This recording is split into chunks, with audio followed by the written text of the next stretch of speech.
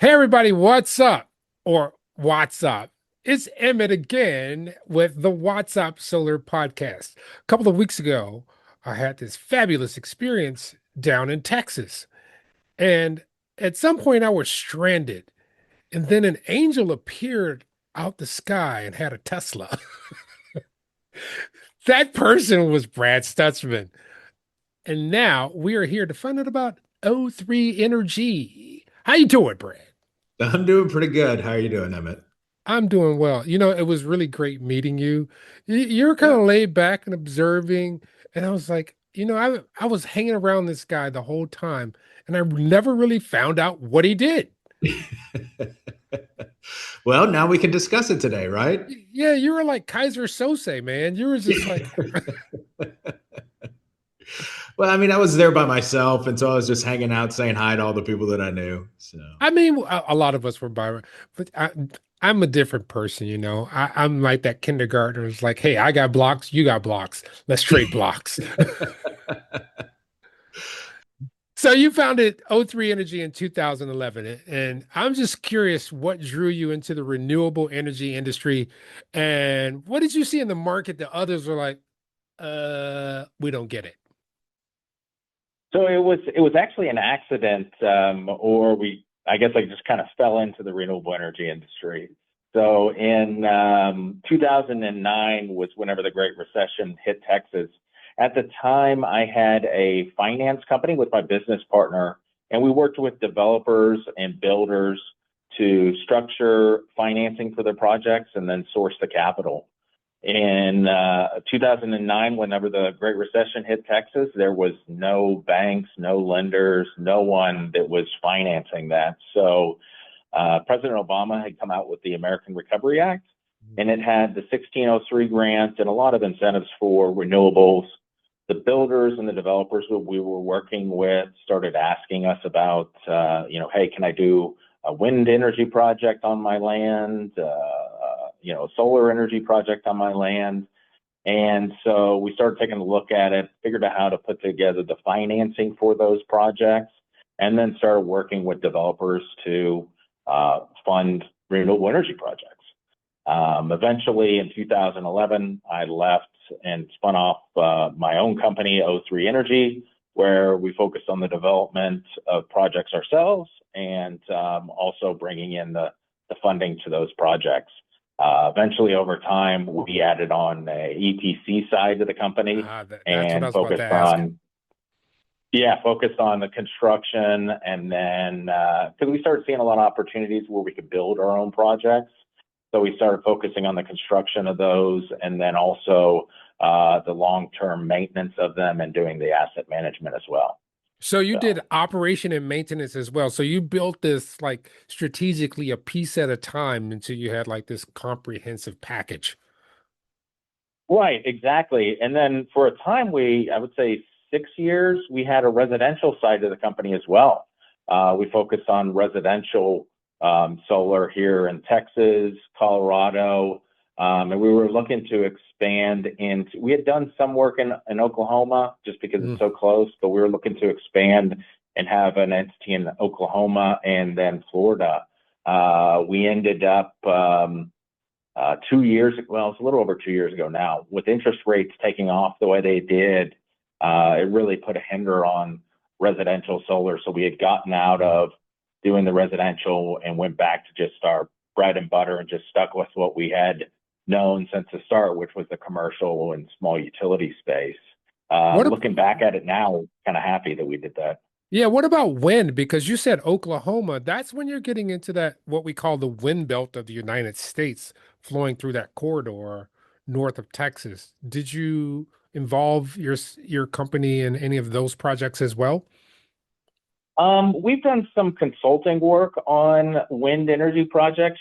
Texas is the biggest wind energy state I think the second biggest is California. And we pretty much have double the capacity here in Texas that California has from wind energy. Yeah. So, very familiar with it here in Texas, and consulted on some projects, but we've never been involved with the development of the projects. Yeah. So you've done some huge projects, like 100 megawatts of solar projects. So looking back at these things, what projects or milestones stand out as like, wow, we did that? Yeah. So, trying to think. Yeah. So I would say, one of the best, or one of the biggest projects, or best, most interesting. How about that? Most unique projects that I've been involved in was a project in New Mexico, which was on a landfill. It was a ballasted system, Wow. and was a combination of single axis and dual axis trackers. It was photovoltaic, and then at the time, I don't know if you remember, for a while, concentrated photovoltaic was Yeah, getting like the one popular. is that the one like for instance in the Nevada desert that everybody flies over and sees all the mirrors?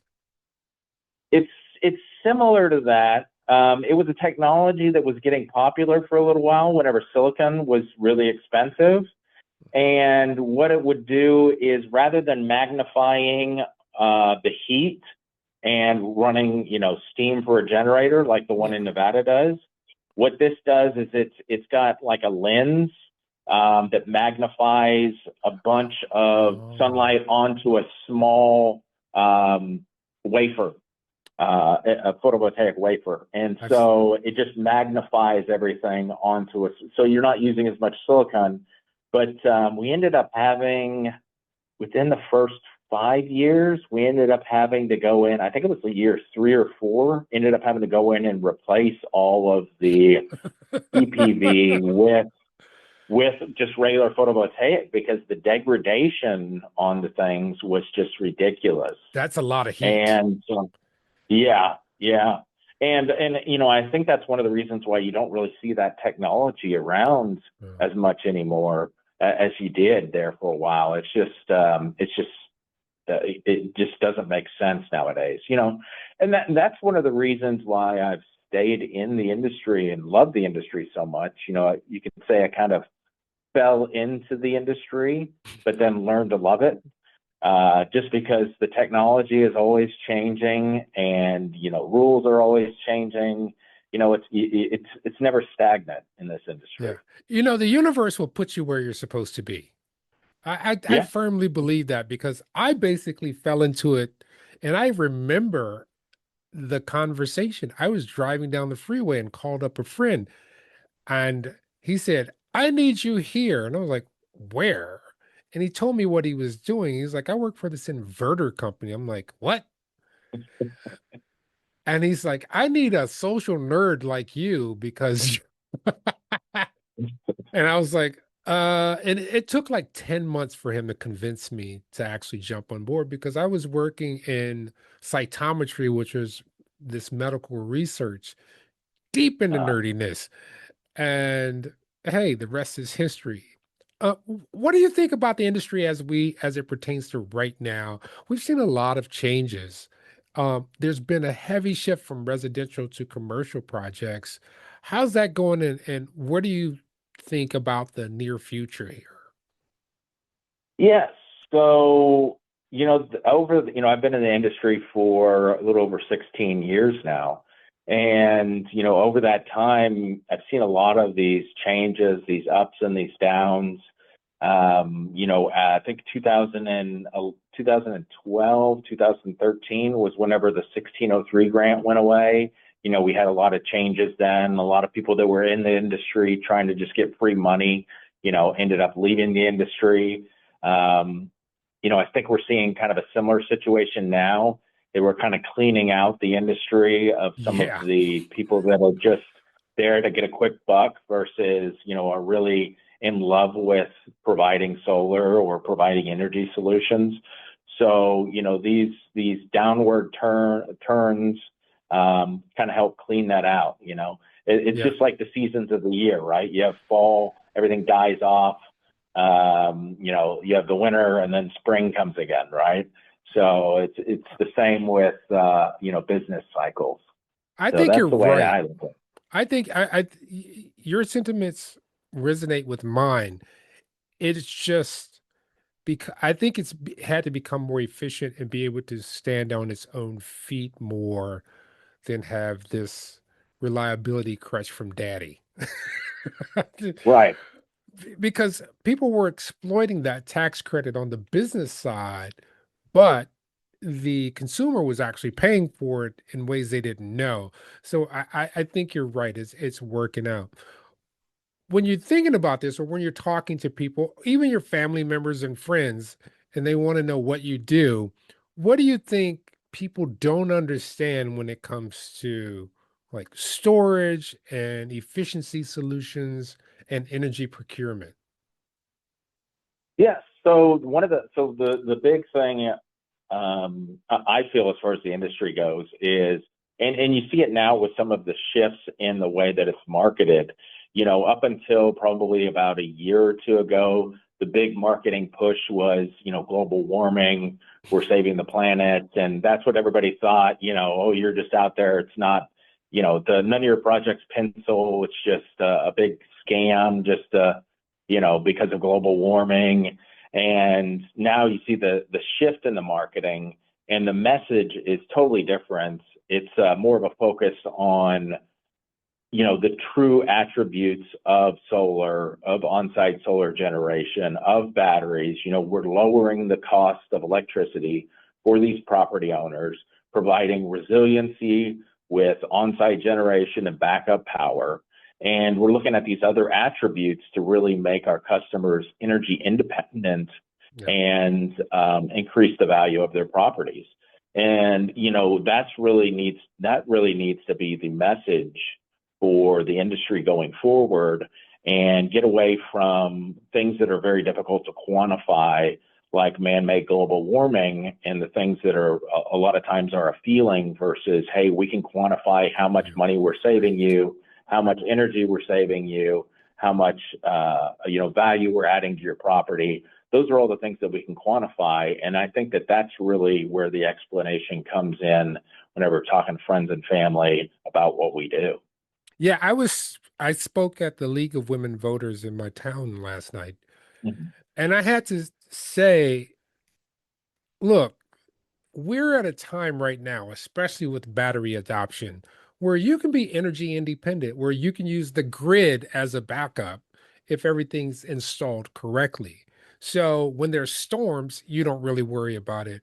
When it's really cold outside and you're worried about your heat, you're not worried about everything cutting out or my electricity cutting out. You have some means to be comfortable and reliable on yourself. And they were like, really? Because a lot of people still have this antiquated, I'd say 2014 view of solar. They think it's solar panels and they just produce. They don't realize it's an ecosystem now. And they don't realize there's a lot of other smaller options. I mean, I just installed a balcony solar thing in my backyard to test it out. Now we I have, remember you posting about that. Yeah. yeah, now we have options for people who are in apartments. It's come a long way. Uh-huh. And people are just starting to like, oh, that's a thing. I mean, it's not even at Malcolm Gladwell said, we're not even at the tipping point of what renewables Right. can do. But when you are in your element and you've expanded beyond battery storage and energy procurement and energy efficiency solutions, how do you see the role of integrated energy strategies changing for commercial property owners over the next decade? So the thing that really excites me about renewables right now is the conversion from, you only get solar power during the day to now turning it into a base load with batteries or some sort of energy storage, right? Yeah. You see it on the, talking about that project in Nevada with the concentrated solar power. Some of the big pushes on the thermal is using molten salts to store that energy at night. Yeah. Whenever I was in the Middle East for COP28, that was what they were doing, and they were all excited about that. Even if you're doing photovoltaics, you can still use batteries. And now the cost is getting to a point where it's competing with other sorts of base load power. So, the old adage of, oh, it only works intermittently, it only works during the day, it only works when the wind is blowing, that's going to go away. Yeah. And we can rely on renewables with batteries or some sort of energy storage. And, all these old technologies are going to fall to the wayside, where you need a feedstock, you're constantly mining or drilling in order to provide that feedstock. All that's going to go away eventually. Yeah, I believe solar is the component, the driver, but there's going to be support technologies that allow us to level everything out and live in our what I call American comfort zone, where we flip a Mhm. switch and it comes on, no matter the time or the day or the time of day that you need to experience that. Because we're seeing it. We're seeing the technology move faster. And just think what it's going to be 10 years from now. It's going to be crazy. I have to ask you this. What are your top three conferences that you like to attend? Oh, top three. So, I'm not going five. so I'm for, only going three. yeah, so I don't even know that I attend three. So typically, I've traditionally always done Inner Solar, Yeah. the national one, and then the national RE Plus, and then worked in, a regional show throughout the year into it, or maybe change it up. Like last year, I went to a community solar conference, Yeah. the one that was in Colorado. A few years ago, I went to an asset management conference, just kind of change it up. But I would say the two big ones that I always typically go to are Inner Solar and RE Plus, which used to be SPI for all Yeah. those who've been in the industry for a while. Yeah. But it seems like one of the big ones that's getting a lot of popularity is this American Clean Power, that's in Houston Yeah. here in a couple of weeks. I So was I've seen more people posting about going to that than I've ever seen in the past. I was at the Clean Power in Florida with my buddy Piper Foster with 60 Hertz. And Uh, it was I think there's some awareness that needs to happen within the PV community because most of it was wind. It was a lot of Danish companies there and a lot of safety. But if they keep their traction going, I think it can come up to be one of the premier shows for PV and the industry at large. But it was different.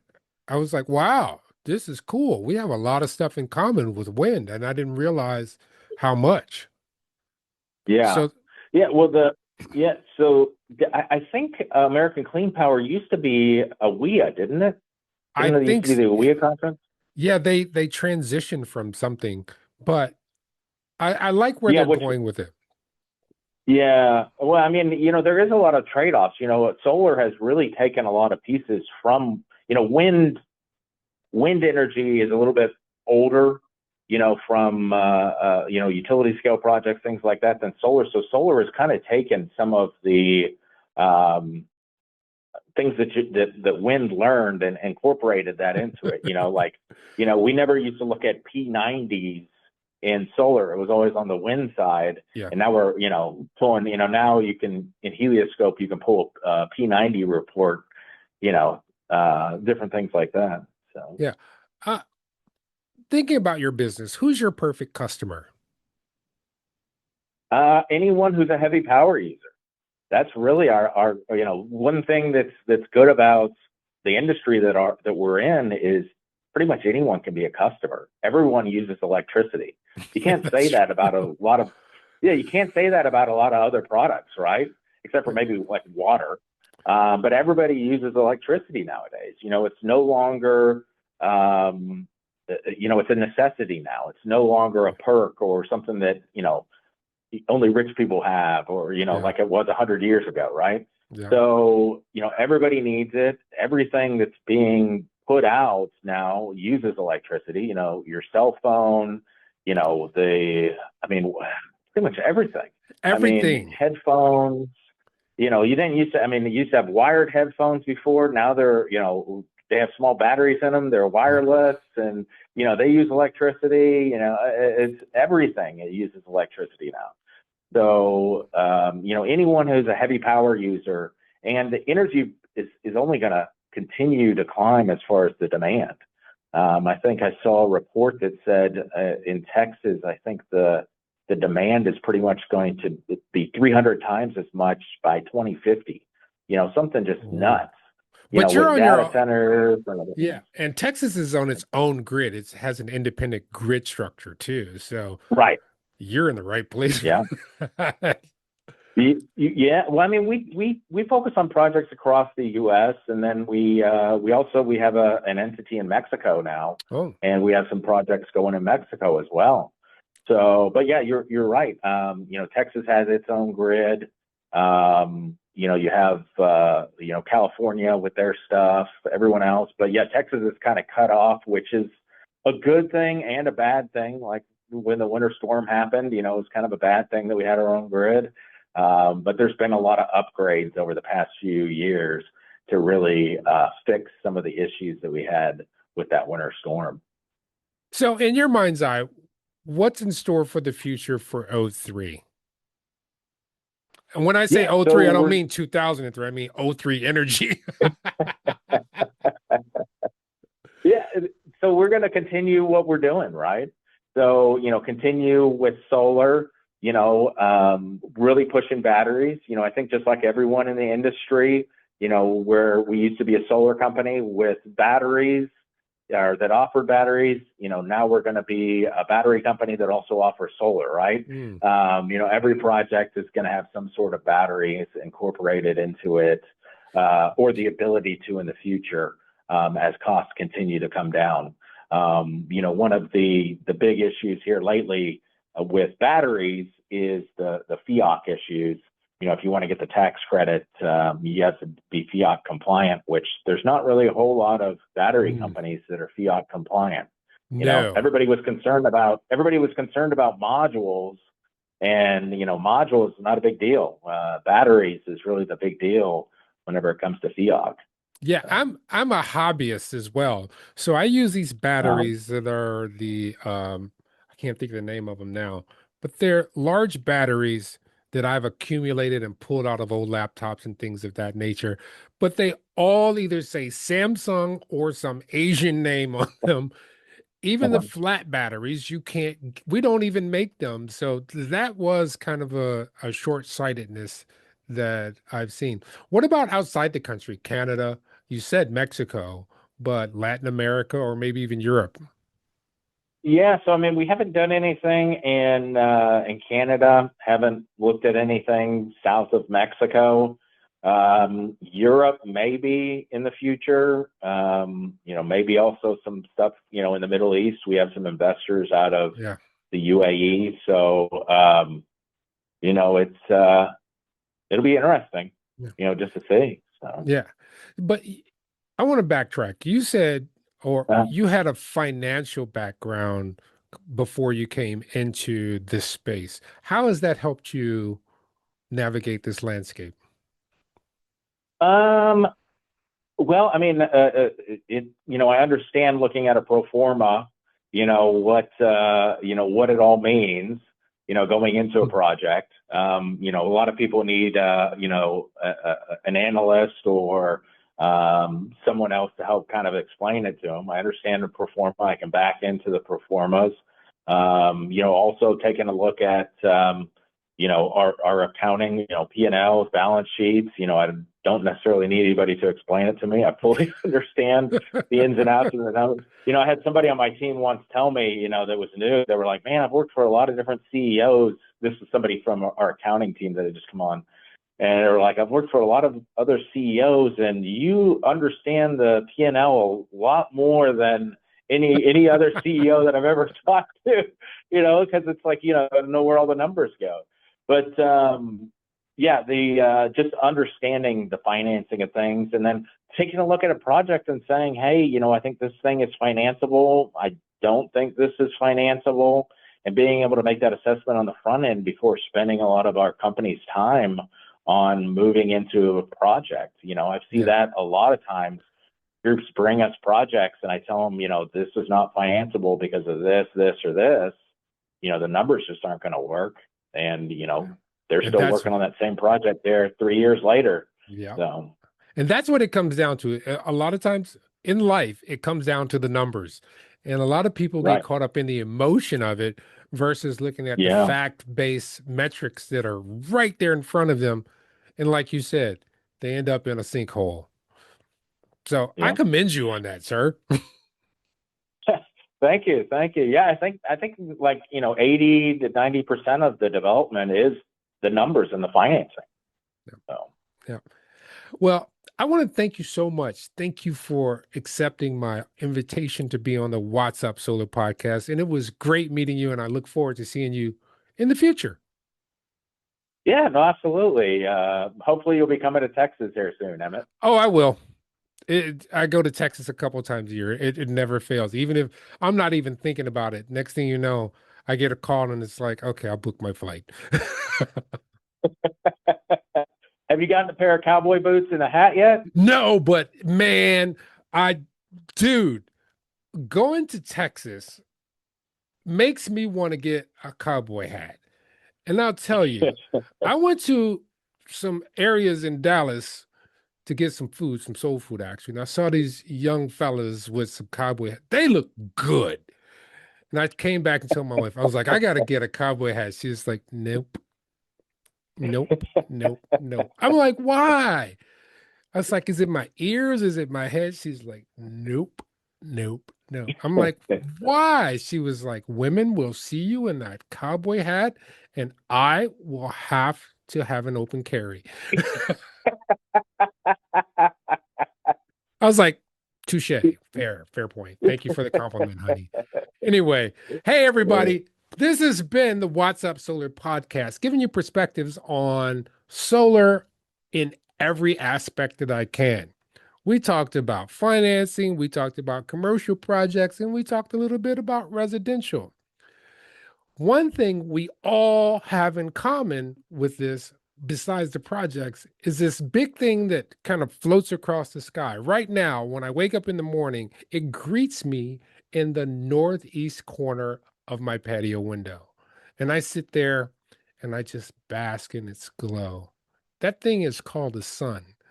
And invariably, I look at that sun and I thank it and I thank it and I thank it, not for just the vitamin D that it gives me, but for this one simple fact, it never sends me a bill. Till next time, peace out.